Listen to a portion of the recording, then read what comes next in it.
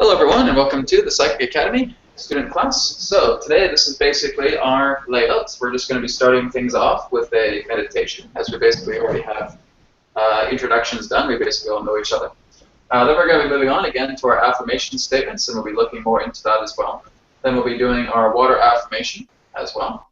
Then we're going to be looking today specifically into the clair abilities, so into the psychic abilities itself, looking more in-depthly with what a lot of them entail and what we may notice that we have relating to the clair abilities.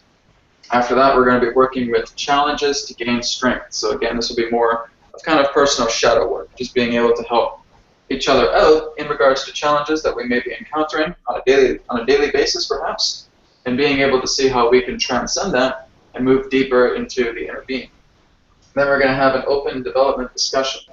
So basically anything that you guys want to talk about relating to what we have discussed so far, or perhaps other particular topics that you feel have been really, really intriguing to you, and being able to open a forum with that. Then, of course, we'll close with a Q&A. All right, so we're going to go ahead and do a meditation now. So just all get ourselves together in a nice, comfortable posture, making sure our body's free of any particular points of strain. And when you're ready, just feel free to close your eyes. And just taking a deep breath in through your nose and out through your mouth. In through your nose and out through your mouth. One last time, in through your nose and out through your mouth.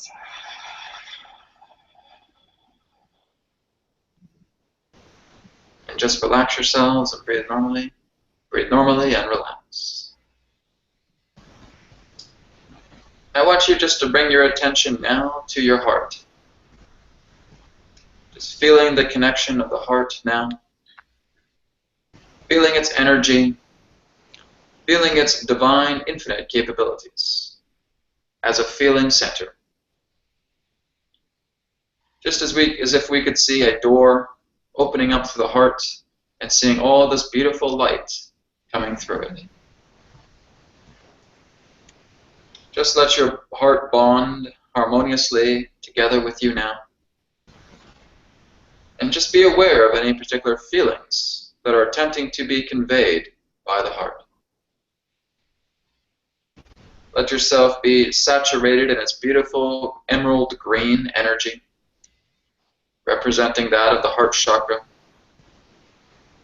And just let that light become a part of you.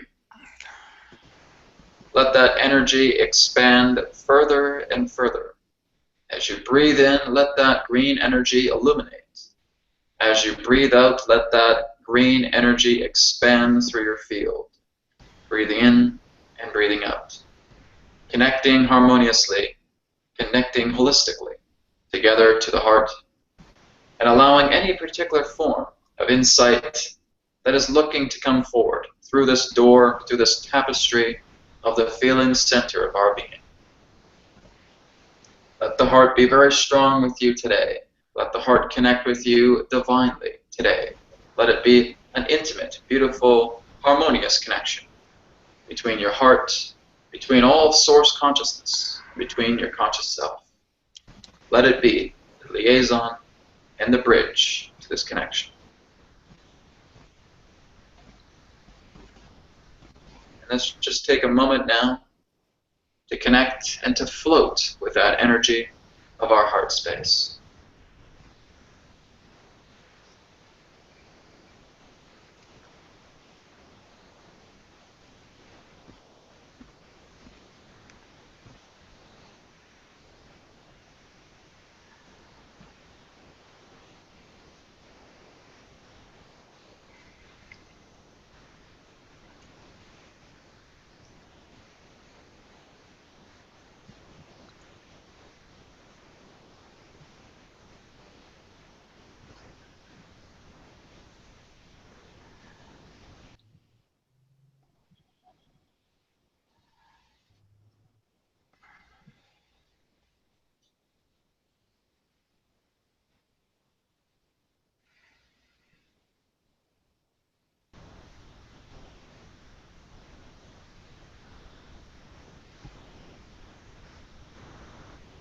And so just take a deep breath in through our nose again. Pause for a moment. And letting that breath out.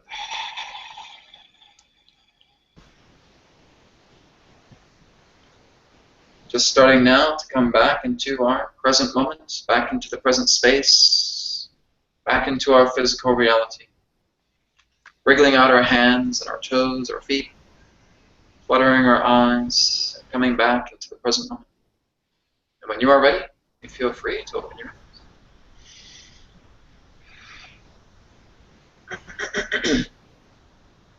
All right. So again, that's just a helpful meditation to help get our heart connected to really being able to really feel our inner intuition, being able to really connect with the feelings as it comes through right now, and just letting those feelings come through like a best friend that's paying you a visit. Just let those energies in. Okay, so now we're going to be moving on to affirmation statements. So why don't we go ahead and go down the line and just being able to share our affirmation statement today. So I will go ahead and I will begin. I'll look into my own particular affirmation statement written.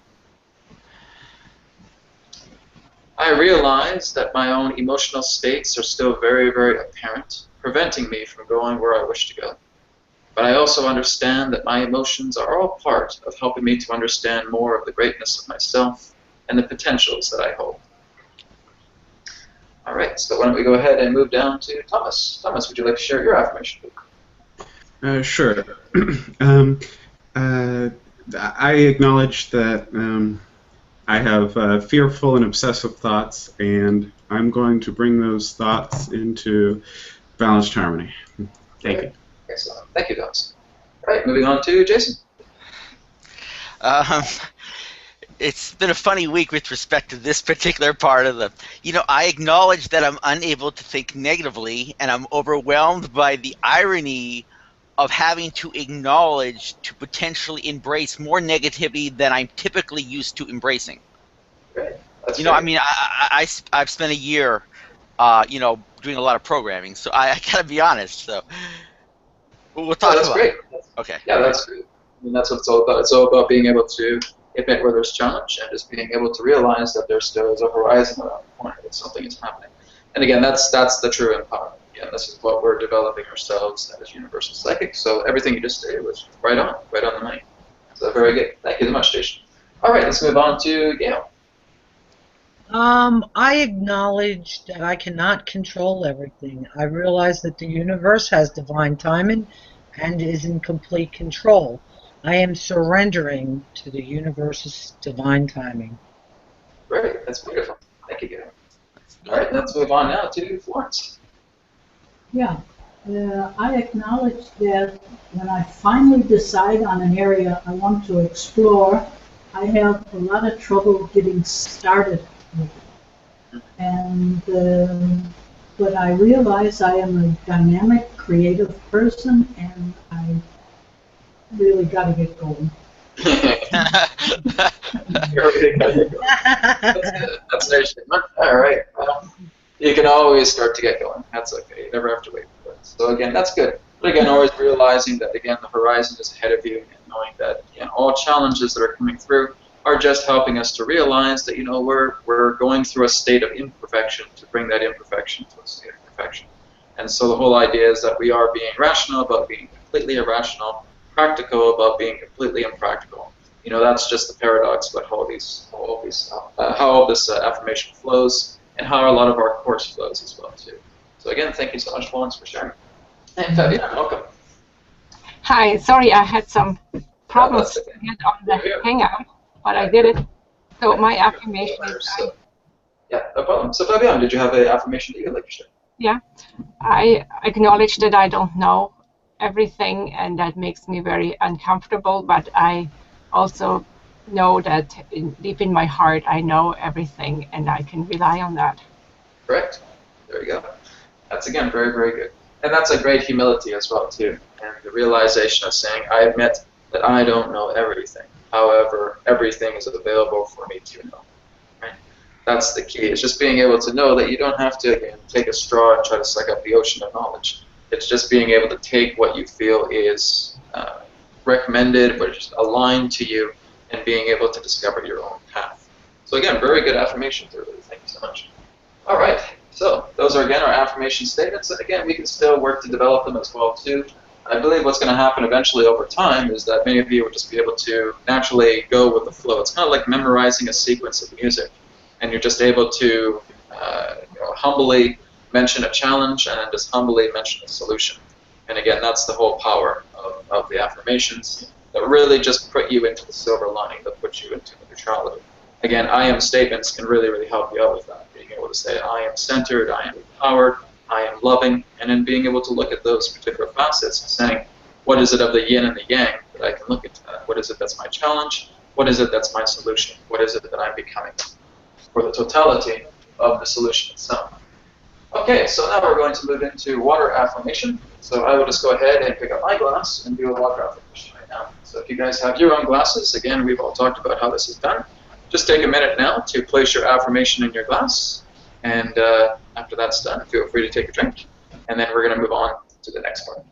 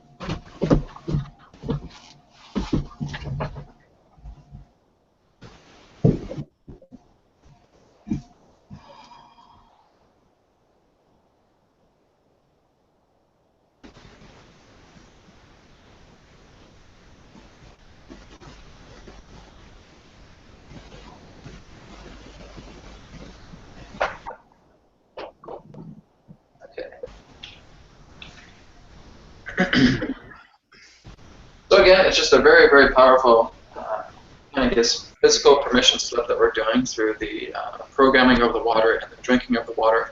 This is realizing that we have the capability to do anything, and that our own positive affirmation that we're putting into that water is helping us to move into the action that is moving us more into the entire essence of what our inception, what our idea is, and bringing that into manifestation. The water is basically that bridge, that permission slip to bringing all of your manifestations into fruition.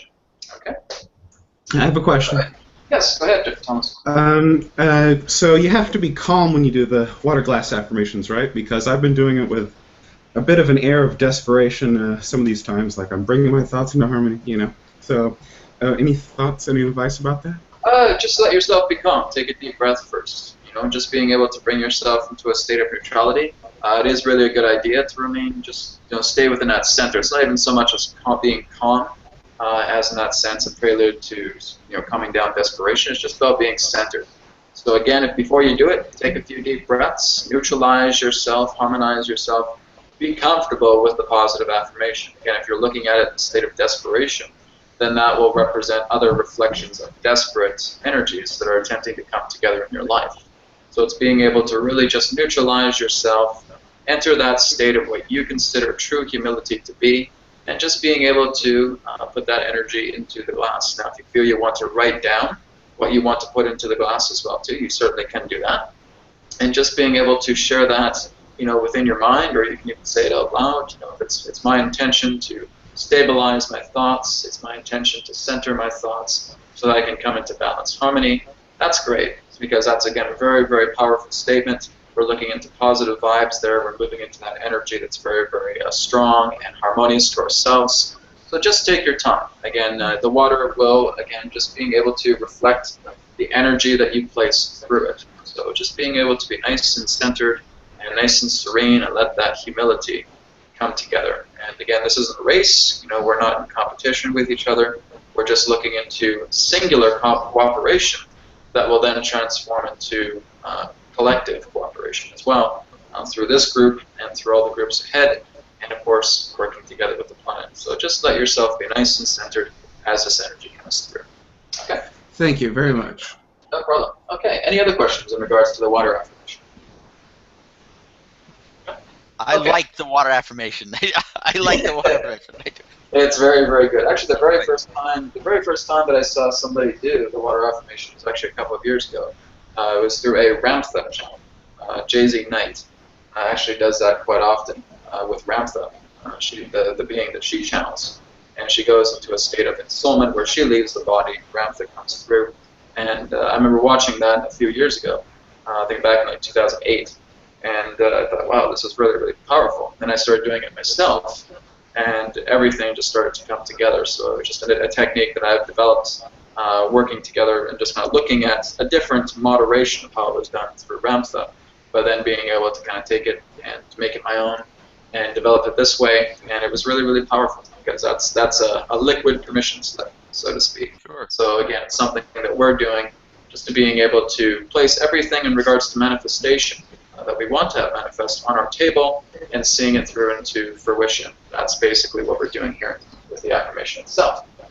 Okay, great guys. So now the big topic today is the clair abilities. So we're going to go ahead and use the bottom of this board here. So with the clair abilities, we're firstly going to start today with clairvoyance. Okay. We're going to explore this a little bit before we move on to the next. Okay, so with clairvoyance, basically what we're looking at here is the ability of psychic sight. Now there is actually a new audio that is going to be up in the library today that is a clairvoyance exercise and just being able to visualize shapes. Now those of you who are able to already naturally do this, you can feel free to utilize that exercise, but you may already have that down packed. So it's mostly for people who are really just starting to develop the clairvoyance a little bit more strongly, and being able to have that psychic sight coming together. So all we're attempting to do with clairvoyance or any other particular clair ability is just making it internal strengthening. Again, it's like going to the gym and working out with your muscles and being able to strengthen those muscles so that they can perform tasks. The same thing goes with all these particular clair abilities. We're just strengthening our inner muscles, so to speak, our psychic muscles, so that it now becomes more natural for us to have visions. So being able to actually look at things through insight together. Now again, each and every single one of us will have our own interpretation of what we feel is our strongest area of clair ability. But when we're looking at clairvoyance, we're just looking at the ability to continue to stretch the mind, being able to visualize solid shapes, being able to put colors through the lines, fill the colors with, fill the shapes with colors, being able to look at three-dimensional objects, being able to spin them, being able to enlarge them or shrink them down, just being able to have that kind of continuity about how we're able to utilize the third eye and see how the third eye is able to move us into understandings of a visual nature with our eyes closed. That's basically what we do with clairvoyance when you're first starting out. You just have your eyes closed, you're visualizing these shapes, you're putting colors into them. You can put multiple colors into them. Again, just being able to experiment firstly with the two-dimensional shapes, then moving into the three-dimensional shapes, and then being able to move into landscapes or even people. You're able to see, an image of your mother, directly in front of you, and wanted to create that. And being able to see her with clarity, that's fine. If you want to look at your husband or your wife, etc., being able to see them in perfect clarity as well, you can do that. People who you may be familiar with, because now you're just getting an image of them and you can recognize them right away, and you're able to understand the vividness of how they feel to you. So again, all we're doing is stretching the advanced properties to making clairvoyance very, very natural to us. Now, do we have anybody here who is basically a natural clairvoyant? You can just raise your hand. Can I ask a question? Yeah, you can. So I know that I'm highly visual. So my whole life I've visualized naturally, especially you put any music to my ear, I immediately am just visualizing all kinds of scenarios.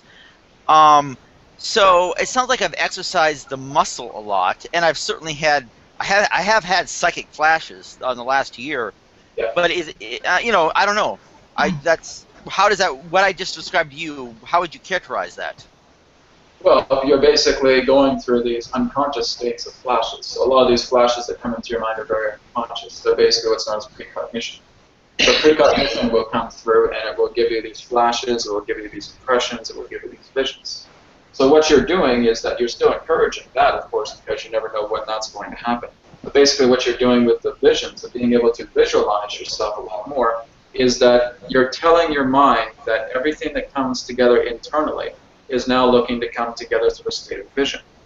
So we're working very, very diligently to convince the mind that everything internally relating to our thoughts, relating to all internal senses in this particular moment is being channeled through visualization. So that's what we're telling the mind. The mind will then say, okay, well, this is what you're putting so much energy to, so now we're activating certain centers together. Again, so that's basically a lot of what you can be experiencing. But again, you do have, again, a lot of us really do have that center activated. It's just that it works more so in the idea of a type of autopilot.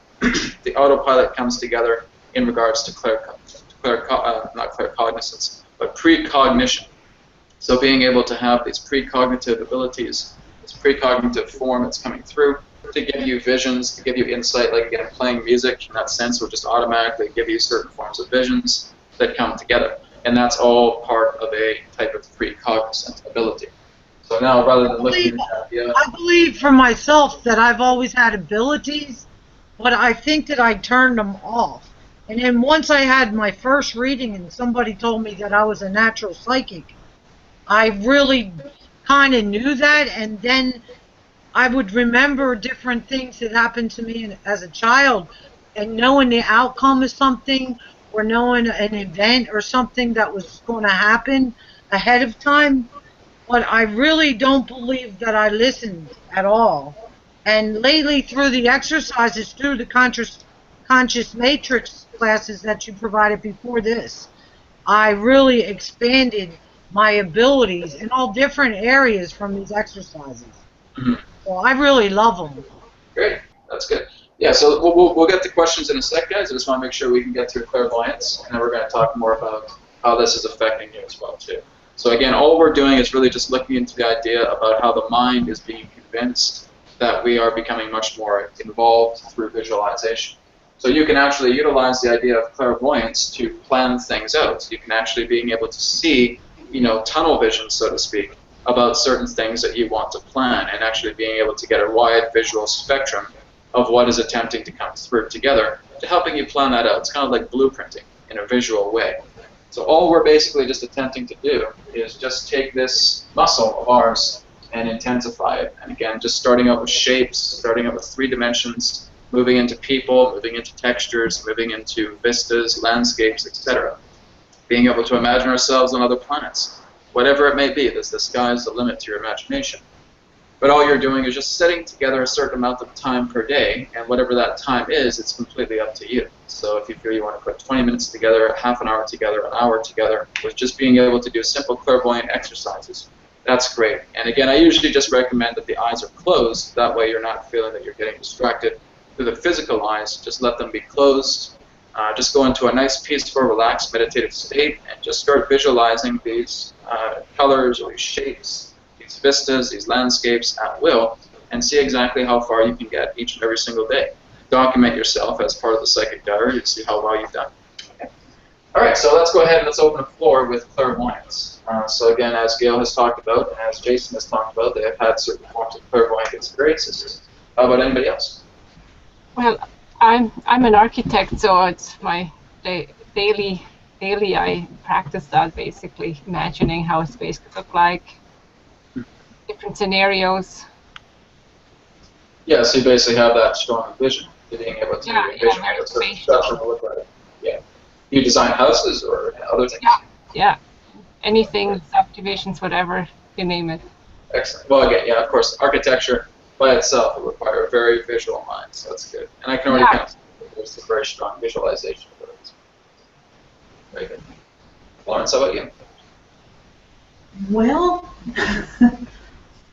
I kind of want to say yeah to it, because I don't know if it's just but imagination, but it's very easy for me to see certain things also when my eyes are open. And it's really a terrible habit, because it happens sometimes when I'm driving the car. Yeah, and I think about something, and then I can actually see it in front of me. And So again, that represents a very powerful third eye stimulation there. So, and sometimes we inherit that when we're children. You know, when we're kids, we're very visual. We're all about being able to see other worlds, other realities, other dimensions that are coming into our consciousness, and sometimes even being able to see spirits, being able to see other guides coming together.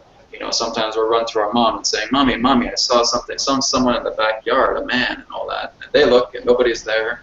But you're able to see them, right? So again, this is all part of the freshness, purity that a child has.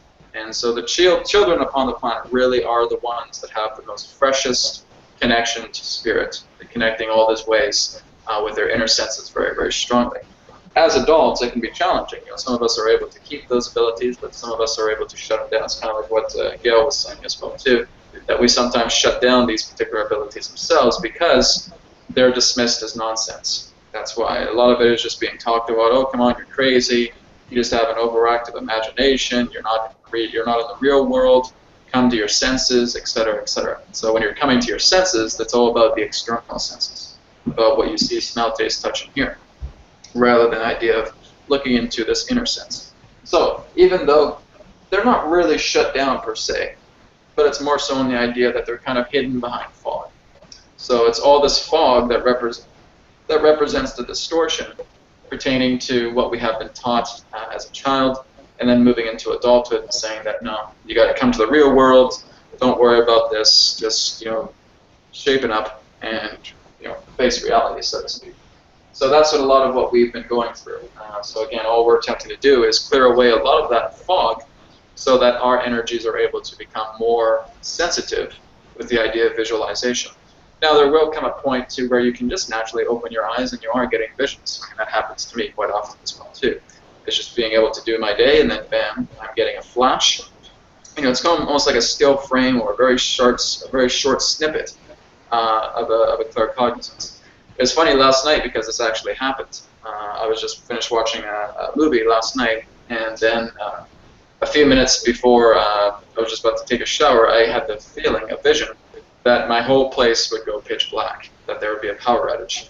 It was starting to get quite windy outside, and basically a few minutes afterwards, bam, power went out. I had no power at all throughout the whole night. So again, just that kind of feeling that came through. Just a vision that I just saw everything in my place go black. And then just having that sense, okay, well, I feel that there may be a power outage here. Within a few minutes, I better get ready. And so I wasn't ready. So I got hit with this black right before I'm about to go in the shower as well, too. So that was great. At least it didn't happen when I was in the shower. That was it. There you go. But that sort of thing does happen. There's also just other particular forms of, clear abilities that were coming through with me yesterday as well, too. My girlfriend's mother was coming to the airport. She was coming from Toronto to Vancouver, but there was a snowstorm happening, and I could sense, okay, I think her flight is going to be delayed. Her flight was delayed, and then she ended up coming late. So again, I can kind of get those kind of feelings as well, too. So again, it's just all about our intuition is becoming a lot more open to us as long as we live a life of intuition. If we let intuition become a part of our reality, all of these abilities will start reactivating again. Okay? The reason why, again, they've stopped is because we have been bred through, again, young childhood into adulthood to feel that this is nonsense. You're just imagining things, you're just going crazy. Step back into the real world. Right? But if we start living a life of intuition and we realize that all of these are part of our reality and that we are able to interpret reality through, such as clairvoyance or clairaudience, clairsentience, etc., that we're able to make this a part of our reality, and now intuition can be our guide. And again, it's not to say that intuition is always going to give you positive news. I mean, it certainly wasn't positive news for me last night at my place one night. So sometimes you have to really learn to handle that. It really is important that when you get into clairvoyance, if you're getting the visions, if you're starting to see things before they happen, just come to center. And you may not be able to get the exact idea about what's going on. They make your own spiritual energy is just attempting to giving you a small little snippet about what's happening. Come to center. Don't worry about it so much. I realized, okay, that my power is probably going to go out. I'm getting the feeling right now that it's going to. Okay, let it be. Because that's just giving me a heads up. And again, I wasn't really taking advantage of it because I didn't know how long a few minutes would be. I said, okay, maybe I can get in the shower real quick before that happens. But no. So again, it was giving me a pre-warning, so to speak, precaution that this was going to be happening. So again, that just happens every now and then. So again, when we're really looking into clair abilities, to clairvoyance, to clairsentience, etc., let it serve us and just move into that neutral zone, move into neutrality, and just let it speak as it needs to. You don't need to go into panic, but it certainly can help us to move into action. That's just all part of the process relating to raw feeling. Hey, Brad. Yeah. What about when you ask a question to the universe?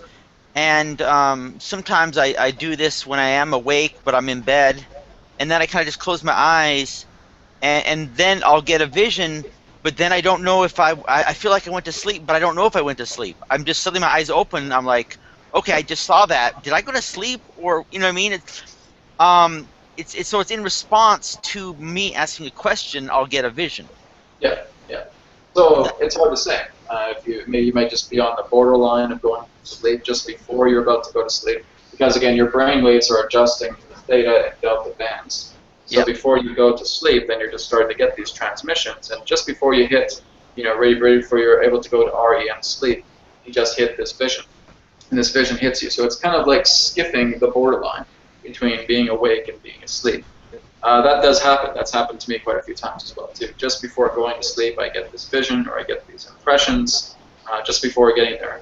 Again, clairaudience is very, very strong through me just before going to sleep because it's very strong for me within about the theta to delta regions as well, too. So, yeah, that can absolutely happen. And, if that does happen, it's never too much of a big deal wondering, well, was I asleep? Was I not asleep? Well, it doesn't really matter. What was that vision telling you? What was it trying to say to you? Oh, sure, yeah. So that's the key. It really can just be in between the borderlines between awakening and going to sleep. Okay. So the second part we're going to talk about today is clairsentience. So clairsentience is all about the ability of psychic touch, so to speak, being able to feel energies around you all together. So again, what you're looking to do here, if you want to really strengthen the clairsentient muscle, so to speak, is that you're just getting used to touch. You're getting used to psychic touch. You're getting used to psychic feeling. Just being able to sit lotus style on the floor, having your hands open, and maybe just imagining that you're touching an iron bar, or that you're touching fruit in your hand, or being able to feel these kind of textures. Just imagining that maybe there's a furry wall in front of you, being able to brush your hand against a furry wall, right? That happens as well too, that's fine. But all we're doing here, just like clairvoyance, is being able to get used to our inner sense of touch. Sometimes temperature changes in the room as well too are all part of noticing, clairsentient abilities. Sometimes when you get goosebumps up and down the arm, that's a feeling as well too. And spirit can definitely communicate with you with that. So a lot of the yin energy that represents spirit can actually manifest itself into a person's room. So the yin energy represents spirit energy. So sometimes maybe if it's our loved one that has passed away and now you're able to smell their own cologne, well, that's kind of like clairgustance. But if you're able to really kind of sense that they're there, you can kind of feel this warm presence. It's almost like they're touching your hands, with putting their hands against your hands, and you're kind of feeling their skin. That can certainly happen as well too. Clairsentience is just all about being able to interpret through feeling, through touch, our environment, and being able to actually go into remote states of consciousness, maybe going across the world and being able to feel, what the air is like, being able to feel the temperature. Everything that constitutes feeling and touch would represent clairsentience. So you just want to make sure that you can mimic that as well too. It's just being able to really get used to inner touch, inner sensation, where there's nothing in your physical hands, but yet you're feeling everything in regards to the palate. You're able to feel what it's like to be hot. You're able to feel what it's like to be cold. Whatever it is, you're able to feel your hands being dipped in water. That's fine as well too. All you're doing, again, is strengthening that psychic muscle pertaining to clairsentience. But would you say a person that picks up a crystal and feels nothing, opposed to somebody that picks it up and feels all types of energy, that would be along the clairsentience? Yeah, one person who's really able to interpret the feeling very, very well. So one who is able to actually just give an interpretation that, okay, I felt like I was swimming in water right now. Sometimes if they're doing readings with people as well too, they can just feel certain things. I can feel a wall, that's kind of hot. It feels like there's a fire behind this wall, or I feel like I'm immersed in an ocean. So a lot of that feeling interpretation can come through very, very strongly through readings. So again, that's a person who's very, very clairsentient. A person who is able to detect the spirit around you is, again, very, very clairsentient, able to really kind of feel that spirit's presence. They may feel warmth, so they can just get that kind of feeling, interpretation, impression, spiritual energy very strongly within. So So that that would represent would a go person. along the lines of smell. That would be clairgustance. Yeah, I thought so. So, Okay. yeah, clairgustance would be the idea of a psychic smell. So again, the same thing. So again, all we're doing with a lot of these particular clair abilities is just going through an interpretation of the external senses through the internal development. So again, we do have clairgustance, which is psychic smell. Then we have claircentric, which represents psychic taste. Then we have clairaudience, which is psychic hearing. You can't really see the writing from that point because of all I'm going to move in 1 second. I'm just going to let all this down. the squares. Clairaudience, we're going to have clairempathy.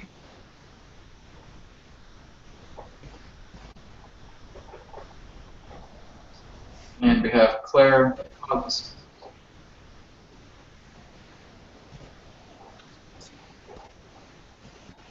Okay, and finally, we have psychometry.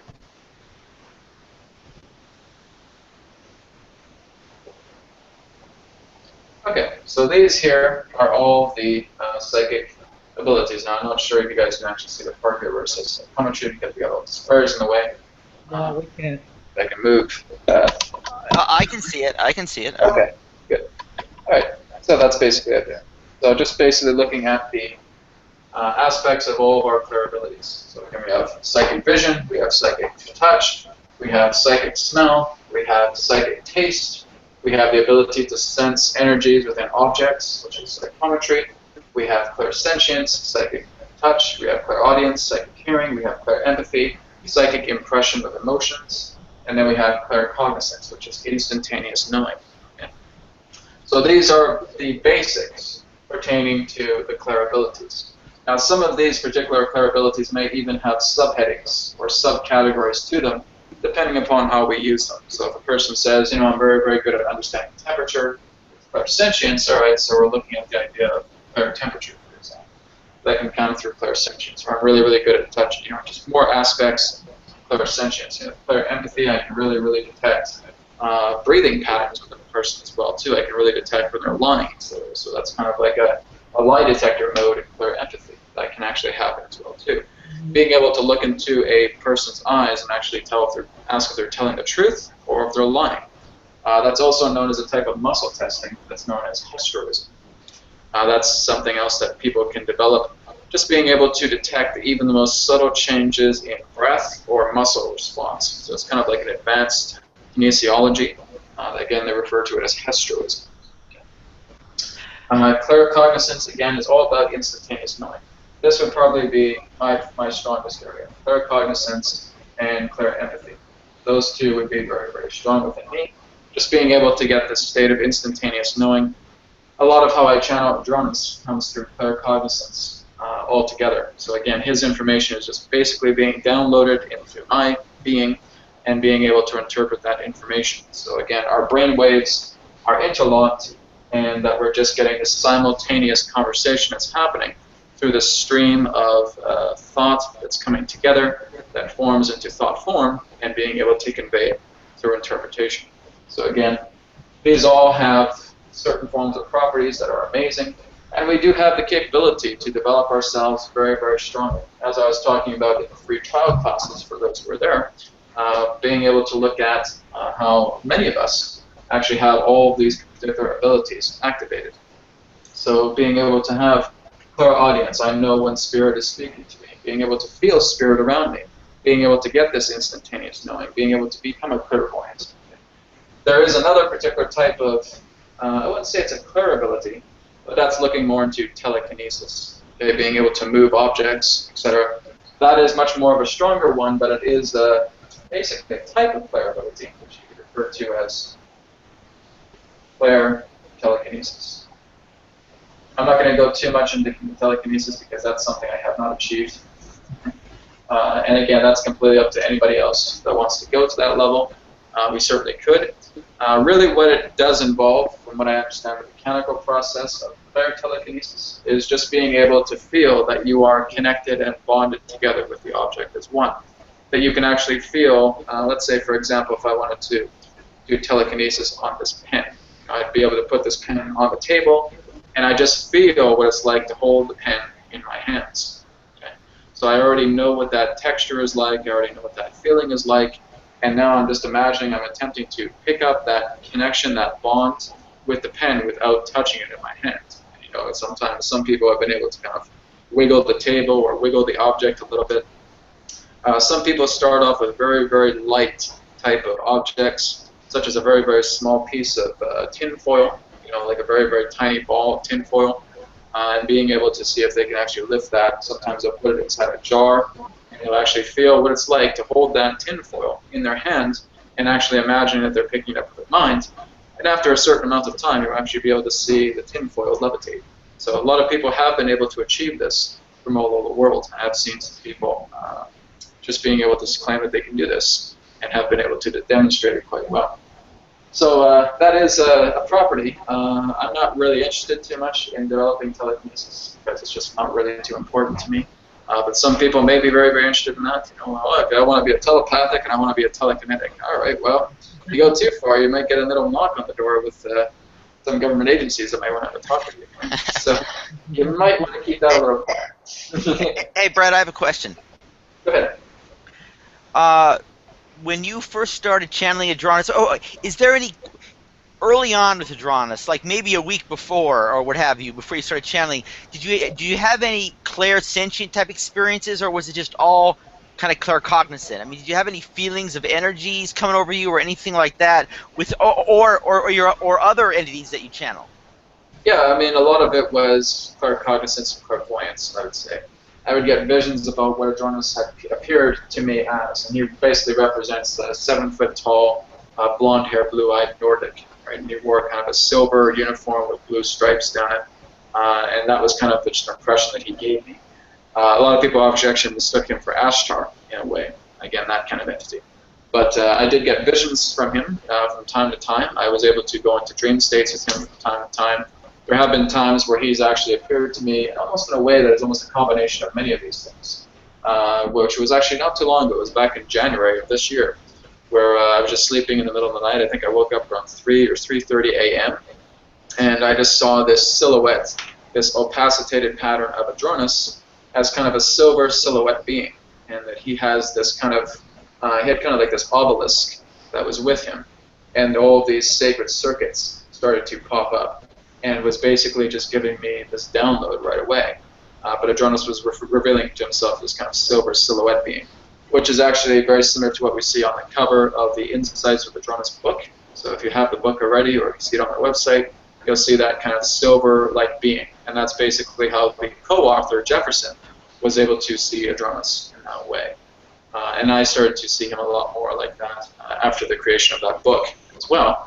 So he basically came through in this way and started creating this kind of obelisk palette and had all these sacred circuits. And it's like I could hear music of the cosmos as it was coming through, kind of like a nice ambience. He didn't say anything, he didn't do anything, he was just standing there and just basically presenting this obelisk of the sacred circuit together with me. So it was definitely an intervention, a reconfiguration process, but I saw him very, very vividly, but he was very, very opacitated. It's like you could see through him. The funny thing is my eyes were open as well, too. My eyes were not closed. I was just basically seeing this overlay coming together.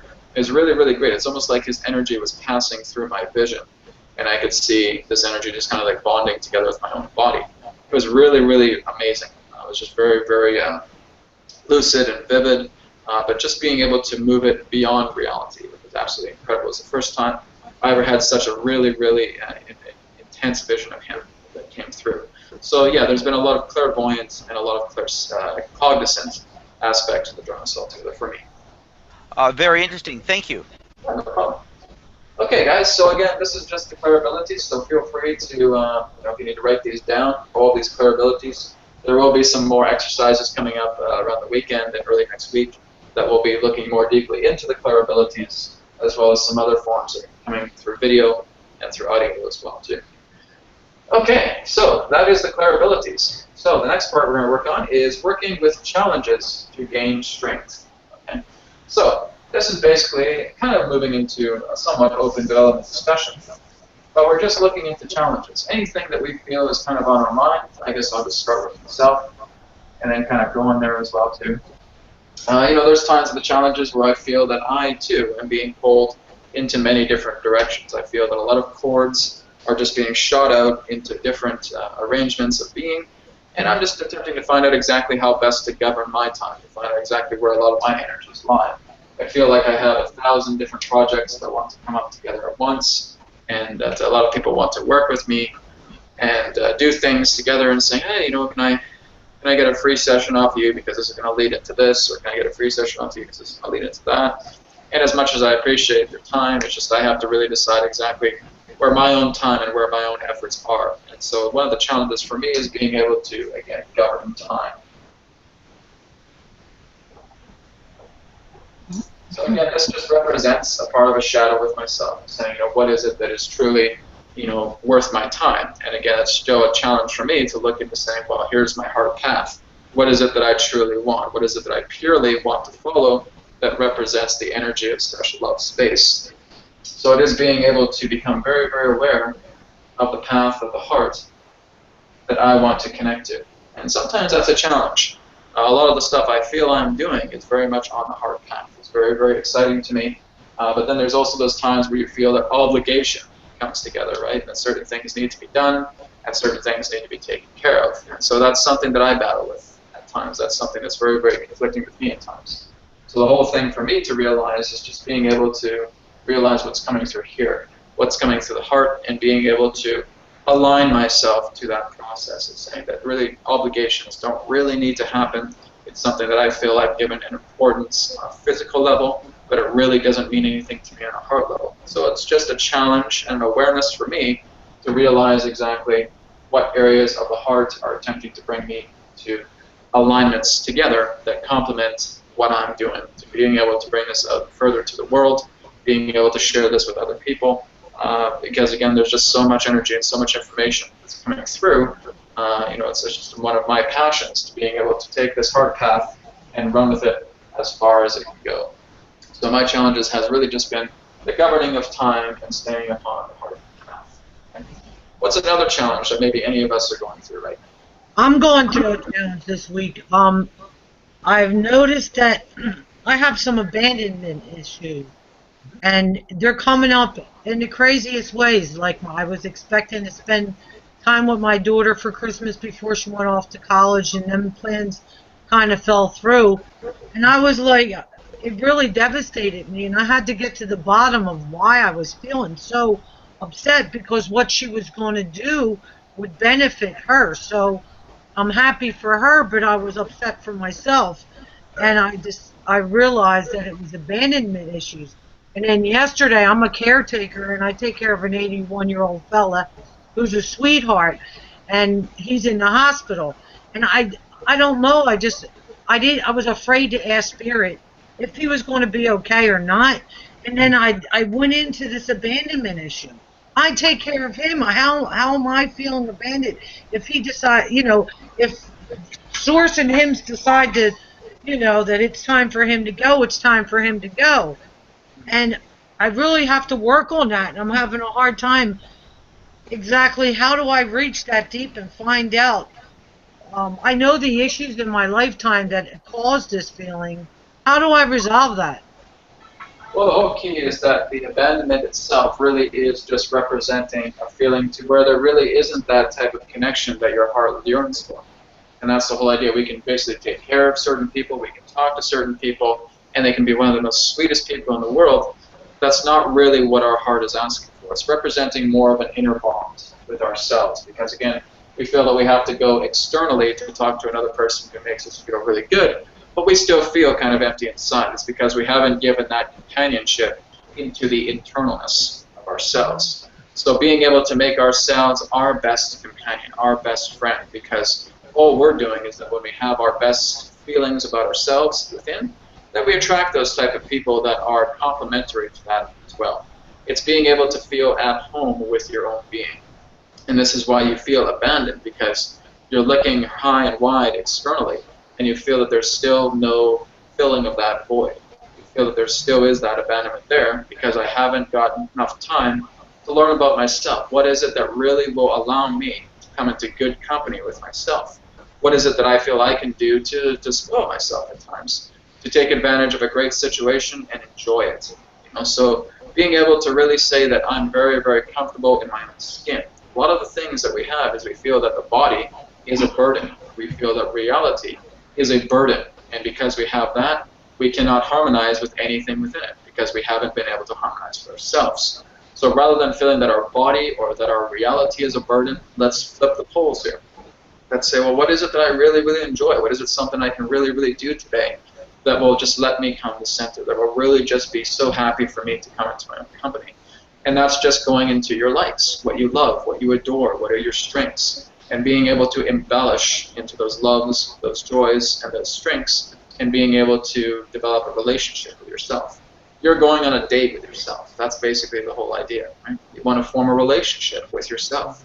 That way you're never going to feel alone, so that even if you have all kinds of wonderful people in your life, you're not attached to them. You're not attached to them to feel, because I feel so insecure about myself, I have to attach to all these people and try to hang around them, because if I don't, then I'm going to feel some type of loneliness within myself. So as long as I feel really, really good about being in my own company, being in my own shoes, and being in my own space, I'm not concerned about whether I'm surrounded by people who are very loving or just being by myself, because now I'm fully comfortable. So it's developing that inner relationship. I had like two sister, a mother and father die within a short amount of time. So when that happened, I felt like I had no family at all, although I had children.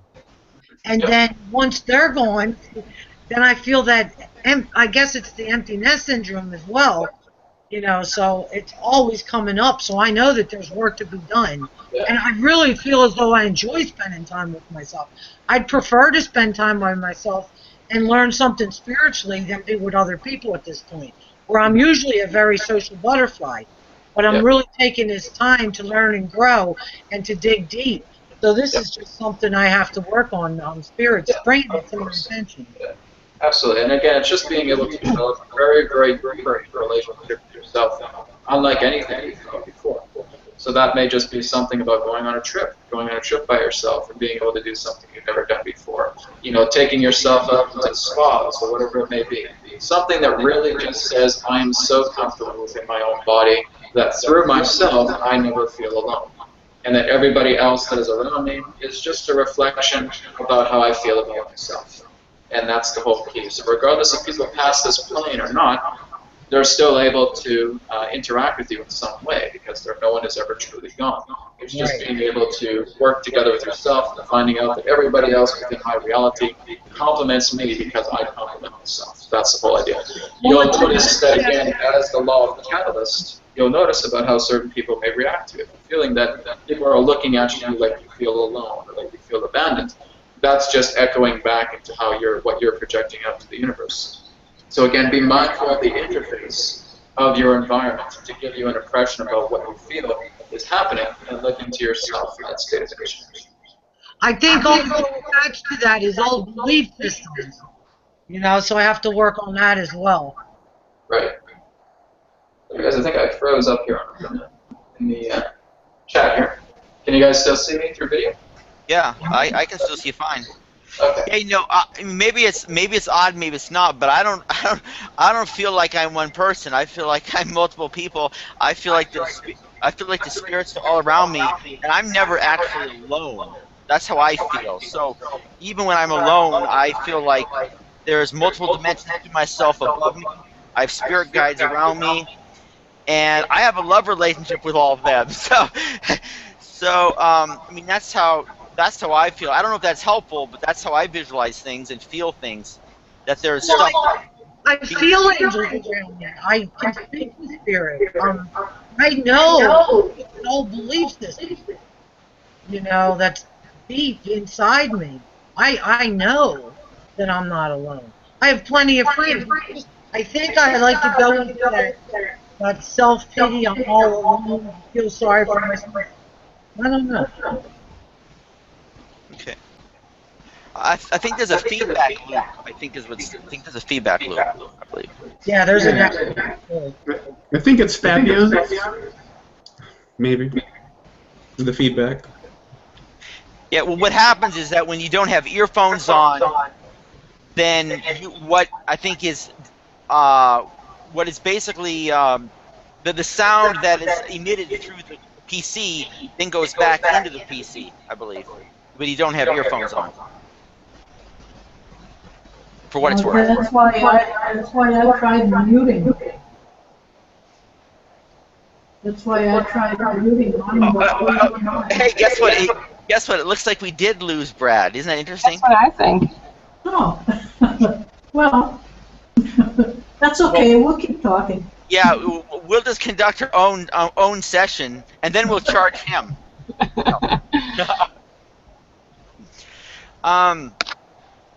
So who else has had any experiences or challenges or things that have been on their mind this week, actually? Yeah, I had a big challenge with my husband. He feels uncomfortable with me having any psychic stuff going on, and being secluded in a room by myself. It feels like I'm not with the family, and so I don't know how to make him happy and make myself happy. Does he have like insecurity issues with respect to that? Like, does he wonder what you're doing, kind of thing? Well, first he thought I'm just crazy, just crazy. But then I talked to a psychiatrist, and he doesn't think I'm crazy. So. Oh yeah. Now he says he's uncomfortable. And. Well, I think you have to make yourself happy first. That's the person you have to take care of. And then your husband, he's got some insecurity issues too. But if the universe tries to tell me something, is it telling me don't bother anybody else, or am I on the wrong path? I don't know. That's just what I'm struggling with. When something. I think universe, or is it your ego? Okay, sorry about that, guys. I had to shut down just for a minute because my computer froze for a minute. All right, so Jason, I got most of what you were saying. So. Yeah. Did anybody else have any?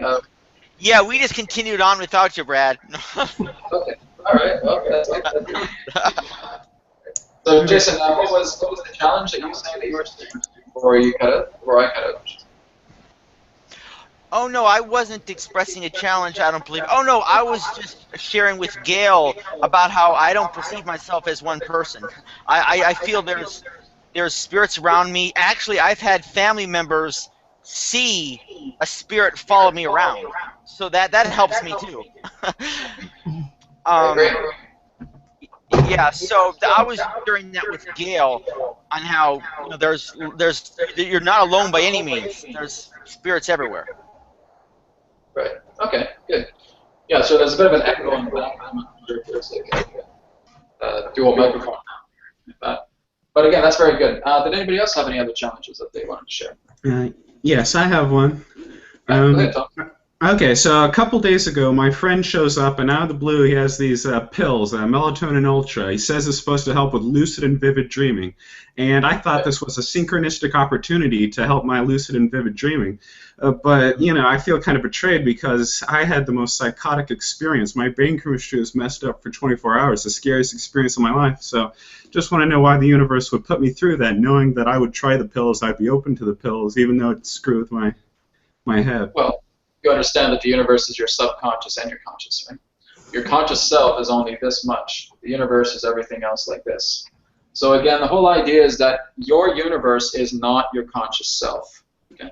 So everything that represents the state of challenge is all coming through subconscious. So you're getting all these different veins that are coming into your reality that represent challenges, that represent new events, that represent new people, that are basically telling you about the universe of yourself. You're a universe. You're not just a small little corner of a room. Right? That really would be the appropriate analogy of looking at a person who is very much huddled into a corner of a small space of their room while they're existing in a gigantic, vast universe. That's the conscious self. So the subconscious is coming together and basically giving you ideas about this opportunity of a phenomenon that could represent to lucid dreaming, because there's a part of you that really wants to move into lucid dreaming, into astral projection, etc. But because there's still those feelings of uncertainty about how to get there, there's still that external, feeling of, okay, maybe I can get something that can come into me, that can come to my way, and I can try this, and it will get me into some type of lucid dreaming experience, right? Mm-hmm. So it's being able to look into how the inner being is adapting to that situation itself. So that my friend came by and gave me these pills, it didn't turn out to be the way I did, hey, that's all right. Lesson learned, right? Okay. That's the whole key. And saying, oh, universe, why the hell did you do that? What's up with that? Oh, this is what you asked for. This is what your subconscious is really telling you a lot about, because you want to get into lucid dreaming, you want to do that. And again, sometimes that can be out of desperation. Out of desperation, we feel we want to go there, and we want to go to an escape. And this is basically showing us that in certain ways that can represent an opposite effect. So, we've come to that realization. We know that those pills didn't work. So now I'm going to see if I can develop some more inner abilities for myself to not only feel that I have to escape into lucid dreaming. What I've discovered with a lot of people that want to go into lucid dreaming or astral projection, like, Brad, can you teach me how to astral project? Can you teach me how to lucid dream? I just don't want to be here anymore. I just want to go out somewhere else. I just want to go into the others, the universe. I want to explore other cultures. Okay, but the whole idea is that if you're feeling very, very desperate about that, everything that is your personal pain will follow you into those realms. Okay? There's no escaping that pain. There's no escaping that fear, which again is actually a new video that I'm putting up today about fear being either your best ally or your best enemy. Right? So you have to decide exactly, if you want to go in these astral states, everything is going to be a lot more vivid. Now, if you feel that this world is a nightmare, and that it's horrible to be here, and I don't want to be here, then you're going to take all that manifestation and bring it into lucid dreaming, and it will become a lot more intense. Sometimes you'll actually have demonic entities or monsters that are coming into your awareness through lucid dreaming, and it will scare you back into reality. Right? Mm-hmm. That's the whole idea. You want to make sure that if you're going to go into lucid dreaming, if you want to have astral projection experiences, you harmonize with yourself. You come to center. What is it that I really want to experience out of astral travel? I love to go to these beautiful places. I love to look at, aspects of heaven, so to speak. But you're not in heaven right now. You're in your personal hell, right? So hell is going to follow you rather than heaven. So again, it's all about being able to center yourself, neutralize yourself, and feel that you are capable of doing anything. You have a choice between fear and love. So fear is just here to tell you, hey, you're out of alignment. You've stepped out of bounds, right? It's kind of like when we step over the boundary, from football or from soccer, we get that whistle. All right, hey, you're out of bounds, right? That's all fear is doing for us. Fear is telling us, hey, you're out of bounds. Come back into your center, right? Oh, no, I'm going to go further out of bounds. So what are you doing? People are blowing whistles at you, right? Come back to center, right? And that's the whole idea, is that we feel that, oh, I don't deserve to go back on that field. I don't deserve to be like, what are you talking about? You're a player. This is your field. Why aren't you going, oh, I don't deserve it. Okay. And so you're going to keep going this way and keep going out of bounds, and now you have the ability to say, okay, enough is enough. I've gone further into the out of bounds. I'm going to stop. I'm going to turn back around, and I'm going to go back, and I'm going to see that field as myself. I'm going to play that game. I'm going to play that field because I deserve it. I created that field. I created all the players. I created the people in the bleachers, who are shouting my name, who are throwing eggs at the other team. They don't like them, so, whatever it is. Just being able to go in there and feel that alignment of humbleness, of humility, right? That's the whole idea. When you move into that connection, you come back into your center and you realize, I needed to go out of bounds for quite some time before I rebounded and came back here, and now I feel at peace. What can I do to make myself feel at peace? Stop thinking that I'm responsible for everything. Stop thinking that I'm responsible for how a person feels Stop thinking that I need to take control of a situation. Stop feeling that I need to take control, period. You never have to take control. Control is an illusion. It's about just going with the flow and being guided. We look into guidance. We don't look into control. Control, if you really take it apart, it's a con created by a troll, right? That's the idea of control, right? So we're looking to advance past control because that's where fear comes together. Fear wants to control everything. Fear wants to feel that we're responsible for these people, that we're responsible for these events. If something goes wrong, oh my God, what has happened? This is against my control grid, right? And this is why we get so upset of ourselves, because we feel that we have to establish our dominance in regards to reality. Reality doesn't work that way, and this is why, again, lifetime after lifetime, moment after moment, you repeat these same things because you're creating a dominant perspective of reality. That you're either dominant in feeling abandoned, or you're dominant in feeling that you have to control everything and everyone. And those are two distortions within themselves that represent imbalance. The only way you're ever going to be centered, you're going to be tranquil, is when you feel you are being guided by reality in symbiosis. That's the whole way that you can move into these beautiful states of heaven, is when you stop holding on to the chain so much that you're just ready to rip that chain in half. Let the kink go. Just let that flow go. Release yourself. Take down your defensive shields and breathe. Take a breath. Let the universe guide you. Stop thinking about where you think the conscious self wants to take you, and let the universe take you on a ride. It's one of the very similar analogies that if we have a raft on the water here, and here we are, we're seated down, we got our paddle, and we're just trying to paddle, where we want to go, etc. The current's not letting us, and we're struggling, and we're fighting, No, I want to go this way, I'm going to go this way. It's not your path. No, I'm not going to listen to you. I'm going to keep going this way until we completely exhaust ourselves. We throw down the paddle, and we just collapse, right? Now the universe says, as the current, are you ready to listen?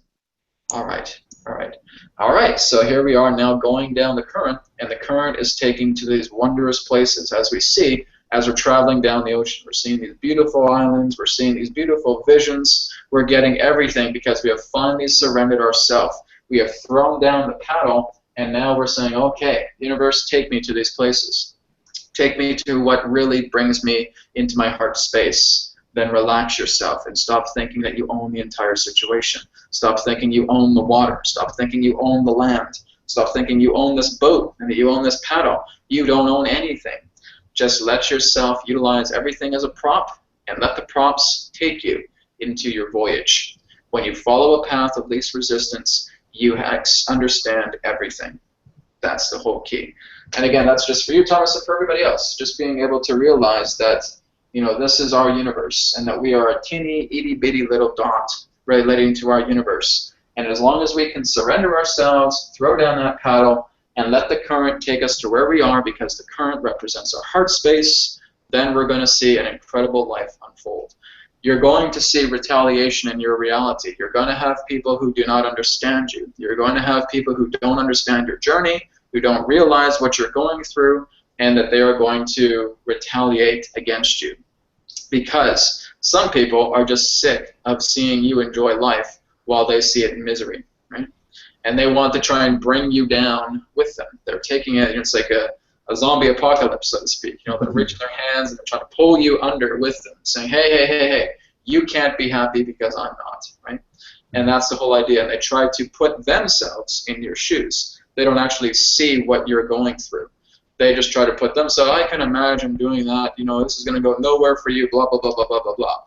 Because they have not experienced this for the journey, they're only taking their current conscious self and putting it into your body and saying, this is it, it's not going to work, it's not going to happen, this is all a waste of time, etc., right? And because we love those people a lot, we take their value into deep consideration. And because these people who we've loved, who we've been with together for quite some time, who we have respected so much, are slamming us down and feeling, oh my goodness, what's happening here? I thought this person was really supportive again with me. And then you are able to see another side of them. But again, that's the whole point of you expanding. When you move up here and you see other people who are still down here in their own little worlds, you see other angles of them rather than just the one-dimensional view that they're showing of you. Hey, I care about you. You're great, but you better do this or else, right? That's the whole key. That's what people will do. You know, we look at a one-dimensional angle because we're only at their level. When we come up a little bit higher, we're now able to see a three-dimensional perspective of them, of other angles we didn't think existed within them. And that's where people can show their true colors. But again, it's because we have attracted those people into our life because we felt comfortable with what they represented at the time with that one-dimensional view. But as we have expanded, as we have grown, now we're seeing a three-dimensional view of them, and we realize that they're no longer a complement to where we want to go. Bless them, love them, forgive all those aspects in regards to animosity, either coming from them or from yourself, and continue down the current. That's the whole key. You're not saying, I don't want to have anything to do with you again, blah, blah, blah, blah. That may not happen. You may be able to see them again. But the whole key is that you have to be here for yourself. You're the only one in your universe. There's nobody else here. Everybody else is just that projection, is just that catalyst that is helping you to understand yourself. They're actors. They're coming in to play parts. We're the ones that have written the script. So we're the ones saying, okay, so I need Joe over here to be the asshole of my life, okay? I need you over here to be my loving partner, et cetera, right? So we're all looking into how we're assigning roles to people, and as we elevate our consciousness, those roles change. Now that who was once our partner is now becoming the feeling of an antagonist, etc. So all of these people are just switching roles because as we elevate our consciousness, we see more to them, and that's what's happening. But it's all just through us. They served a point of great importance at a certain time in my life. That time has now come. It's time to move on. I bless them. I send them lots of love. I wish them the best on their journey. But now it's time for me to move on to my heart path. This is reality, folks. This is it. This is how the game is played. Everything that you have been taught relating to how relationships need to be formed, relating to morality, relating to personal family values, etc., is an illusion. It's not to say that you're not caring for the person anymore. You certainly are. But you have to look more into that this is your life. You're the one living your life. Uncle Joe's not living your life. Your mom and dad are not living your life. You have to decide exactly what you feel you want to do to prosper in life. It's all up to you. It's not for me to tell you what to do. It's not for anybody to tell you what to do. You have to really take this into heart, saying that I can do this. I'm going to become a healer. I'm going to become a psychic. I'm going to become a teacher because this is what my heart is telling me to do, and I have made an oath to myself that I am going to see that path through. So this is what I'd like you guys to do, is just make that personal oath to yourself right now of what it is that you want to be, of the passion that you naturally hold within your heart, and make an oath that no matter what happens within reality, I will follow my heart path through to its highest intent and to its highest caliber of allowing this reality to happen. So let that be a personal oath to you. Swear an oath to yourself. It doesn't have to be to your government. It doesn't have to be to the family lines. It doesn't have to be to anybody else because they're all just projections. So look into ourselves in regards to the oath that we swear to move ourselves into higher alignment, love vibration states. Okay? And Brad, right? Plus, if you don't follow your heart path, the heart path doesn't go away, right? It'll just keep coming back, and you know, it doesn't go away, right? So that's another reason to follow it. Yeah, exactly. And it's basically the fog that we're seeing behind the heart. That's what happens, is that we give in to other people, and fog comes through. That's it.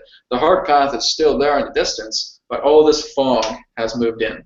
And we've created this fog because we feel that we're not responsible for ourselves and that we have to give our power to other people, to other events, to other situations. Again, it's not to say that you don't love those people.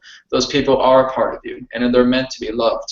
But love also represents the idea of expansiveness for all. It's not the idea of saying that, well, love needs to be segregated, and I can only have one aspect of a laser light focus upon this person, and that's it. Well, love is expansive. Love is all about creation in all the ways, but it's importantly your creation because you are the one that is perceiving the love. So you're the one that needs to walk down that path in regards to what love is taking you to. And again, sometimes it can be little funny kind of paths. It'll have swirls and wiggly lines. Sometimes it can be a little bit straight and then it curves again, right? That's the whole idea, is that we're just navigating ourselves through the current of the ocean for where it wants to take us, for us to move into one particular theme of the heart path, and then another theme will expand. Okay, so your heart path will never be the same. It will reach a point to where it culminates, a fulfillment is done, and then you're starting a whole new journey. All right, it never ever ends. It continues to go. You will always have some type of challenges somewhere. All right. Thanks. Okay, great. So that is basically just looking a bit into challenges to gain strength. So what we're going to do is just spend this last 10 minutes or so just sharing any kind of open development discussion or Q&A. So what is on anybody's mind? Anything in regards to development? Anything in regards to what we've talked about in the class that is on your mind? What's the haps right now? So I'd like to share something with the group. I was always kind of on the defensive when I would talk to my husband, or he would challenge me. He likes to challenge me, and I kind of appreciate that. But in the past, I would then get very defensive, and now I sort of understand it's the universe who wants to try to tell me something. So I was very open, and he totally appreciated that. So, yeah. That's what I wanted to share. That's the whole thing as well, too. It's noticing that there will be people, people in your own inner circle that will want to challenge you and to look at the things. Okay, well, this is your new belief. Well, it may not be completely on par with my belief, so here's what I want to share with you about that, right? And sometimes you may see that as a threat. But again, the whole idea is that if this is us here, and our husband is talking to us, we're going to put up a defensive shield. Oh, are you challenging my beliefs here? This sounds very, very threatening to me, right? And so this shield goes up. So what is it like? We actually are able now to take down that shield and say, hey, honey, go ahead. All right, so tell me about this spirituality thing, right? What is there room for right? And all that stuff. Of course there is. Oh yeah? Well, was there this and is there that and all that stuff, because they have their defensive shields up. And you're just kind of looking at me and you're smiling, right? You're just kind of looking at us. Go ahead, I like how you're getting all worked up at this. It's quite fun. So, just really being able to see that innocence of yourself. It's like you have become, the essence of your own child. That really is innocence, purity. You want people to talk. You want people to engage in you and to talk because it's fun, right? They can be all aggressive, all they want, etc., etc., etc. But all if you're just looking at them like this and just smiling because you don't have a care in the world, because it doesn't matter about what any other person wants to feel that their philosophy has to be compared to yours. It doesn't matter. It's just yourself. You're so strong in your own confidence. You're moved into your own alignment, saying, that's fine. Okay, well, I don't believe in what you're doing. That's all right, dear. It doesn't matter to me. I can only say what I believe in, right? That's it. And it's like, oh, yeah. Okay then, right? Yeah. So there you go, because they have nothing to fight. You're not adding fuel to the fire for them to continue to fight with you, right? So there's no conflict, there's no challenge, really, so to speak, because you're completely in your space. You're completely in your power. You know what you're capable of. You know what you have experienced. You know what you have lived.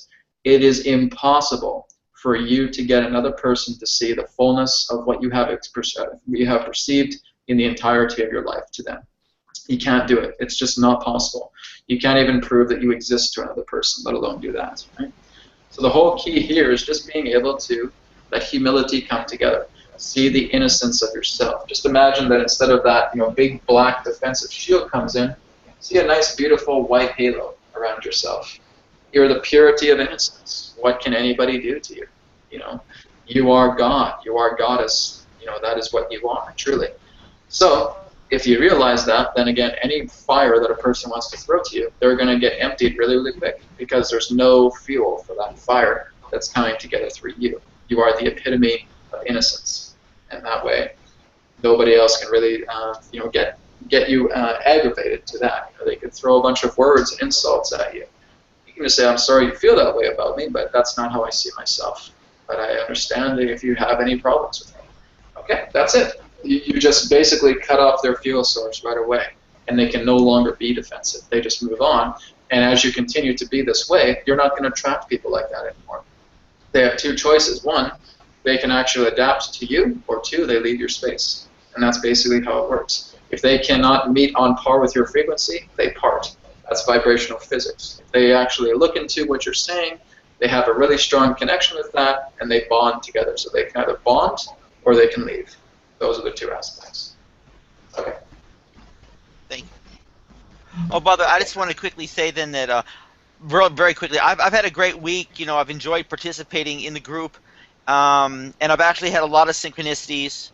You know, and I like emerge. To me, this is like soul food. Yeah. You know, and I just like immersing myself into the thoughts and the love, you know, of all you guys. And I've had a very good week, and I have had a lot of synchronicities, by the way. I have them all the time. I try to just stay balanced as possible, but thank you. Excellent. Thank you, guys. All right. So, is there anything else anyone wants to discuss? Yeah, I have a question.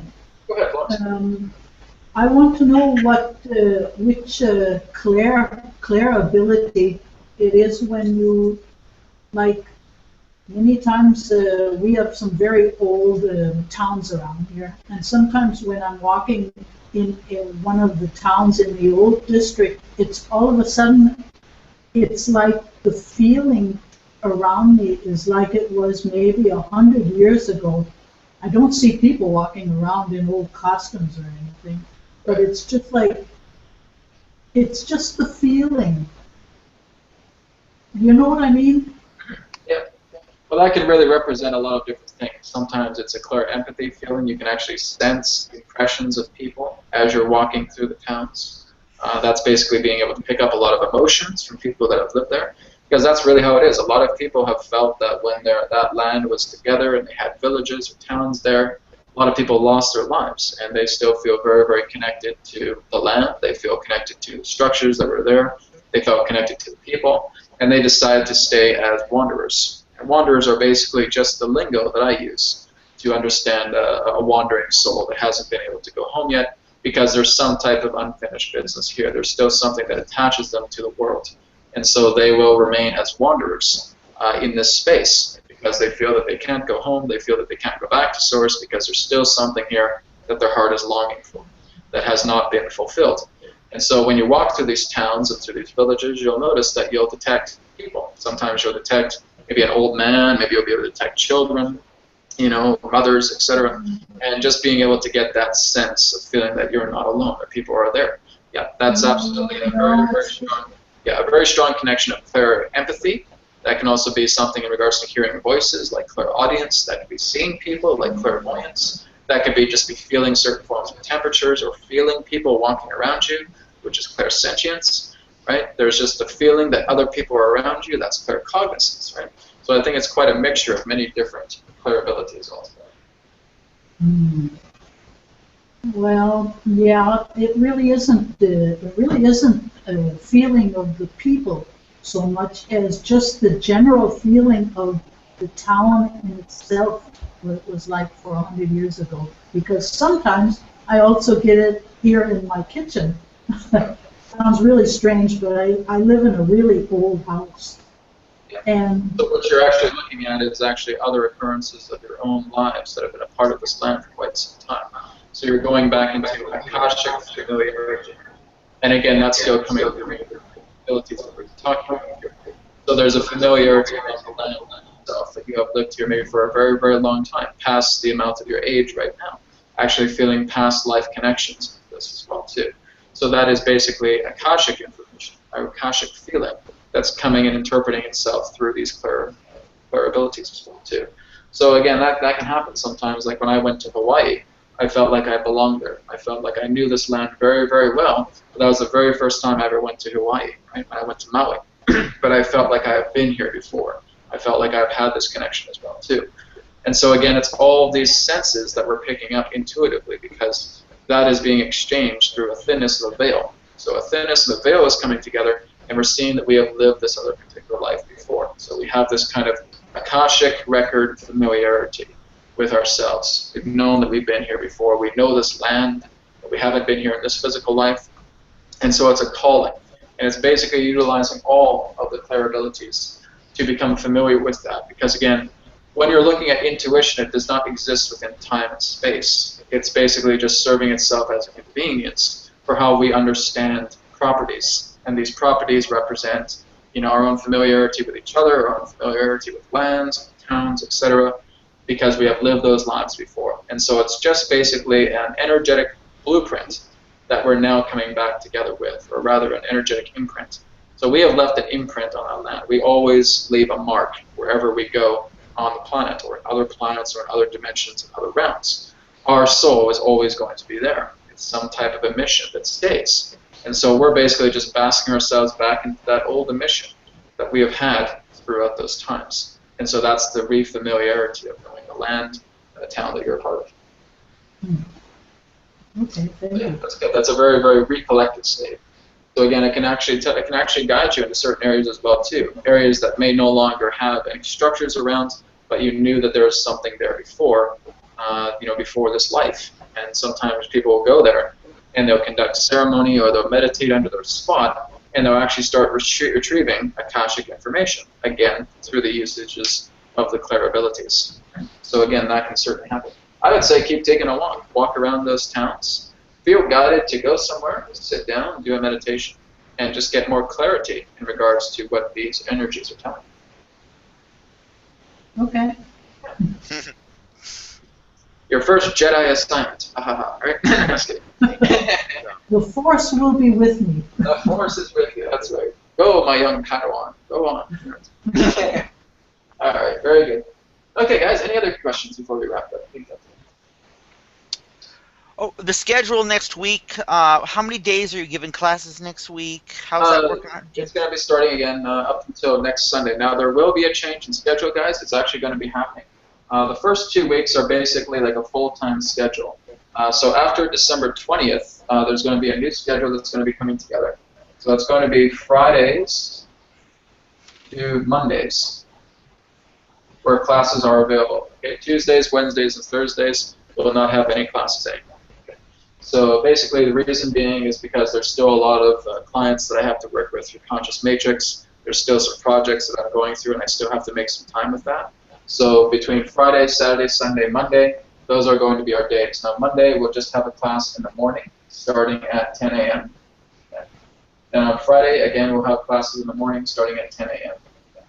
So that will still move throughout Saturday and Sunday. So Saturday and Sunday, we'll have that as well too. And then, of course, we'll have evening classes Friday, Saturday, and Sunday, starting at 6 p.m. Pacific. Okay. So that's basically just going to be the new schedule that's going to be starting. So we're going to have one schedule here on the calendar. So yeah, December 20th is a Saturday. So then 21st, we'll have a day, 22nd. So the 21st and the 22nd will be regular days. So after December 22nd, we won't be reconvening until Friday the 26th. And again, that's also the Christmas holidays as well too, so I know you guys are probably busy around that time. So after the 22nd, then this new schedule will be official. Wrote that.